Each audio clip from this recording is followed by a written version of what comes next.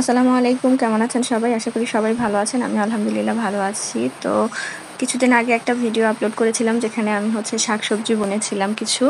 তো সেই ভিডিওটা অনেকেই অনেক পছন্দ করেছেন। তো ভাবলাম একটা আপডেট দিয়ে দেই। এই ভিডিওটা মূলা শাক বোনার ২ থেকে ৩ দিনের মাথায়। আর দেখেন মূলার বীজ থেকে ২ পাতা করে বের হয়ে গেছে।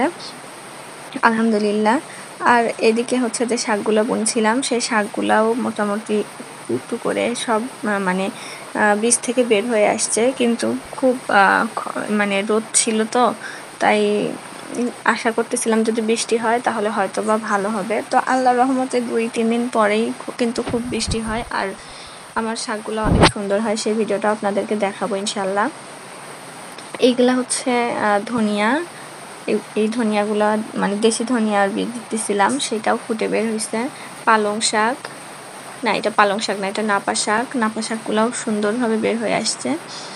আসলে সবকিছুই একটা লিমিটের মধ্যে ভালো, একটু বেশি হলেই কিন্তু জিনিসটা খারাপ হয়ে যায়, যেমন আমার ক্ষেত্রে হয়েছে।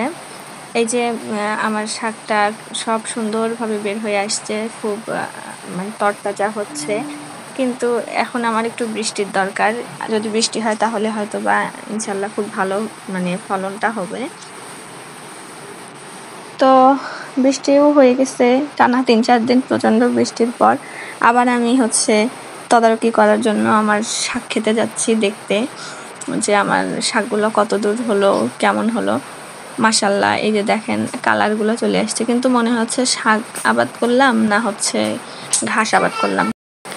মানে যে পরিমাণে শাক সবজি হয়েছে তার চেয়ে দ্বিগুণ পরিমাণে ঘাস হয়ে গেছে। আর এই অবস্থায় নিড়ানি দেওয়াও সম্ভব না, কারণ এই যে দেখেন বৃষ্টিতে কি অবস্থা, শাকগুলো এত সুন্দর হয়েছে আর শাকের চেয়ে ঘাসের মনে হয় দ্বিগুণ ফলন হয়ে গেছে। এই অবস্থায় কাদার মধ্যে নিড়ানি দিতে গেলে আমার শাকটাক সব নষ্ট হয়ে যাবে, তো নিড়ানি দেওয়াটাও সম্ভব না। তো এই অবস্থায় যা হয় তাই মাশাল্লাহ মানে আমাদের খাওয়া যাবে আর কি, খাওয়া দাওয়া চলবে ইনশাল্লাহ। তো এই অবস্থায় এই যে এই ৩টা আমি ফাঁকা রাখছিলাম, তারপরে এখানে কলমি শাকের বীজ দিয়ে দিছি অনেক পরে।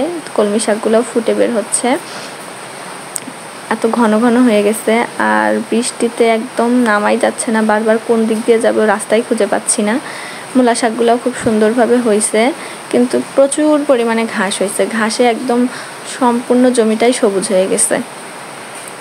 তো যেটা বলতেছিলাম, বৃষ্টি ভালো কিন্তু অতিবৃষ্টি ভালো না। এই যে বৃষ্টি হয়েছে এই বৃষ্টিটুকুই যথেষ্ট ছিল, কিন্তু অতিরিক্ত টানা কয়েকদিন যাবৎ বৃষ্টির কারণে এই শাকসবজি থাকবে কিনা পচে যাবে আল্লাহ মাবুদ ভালো জানেন।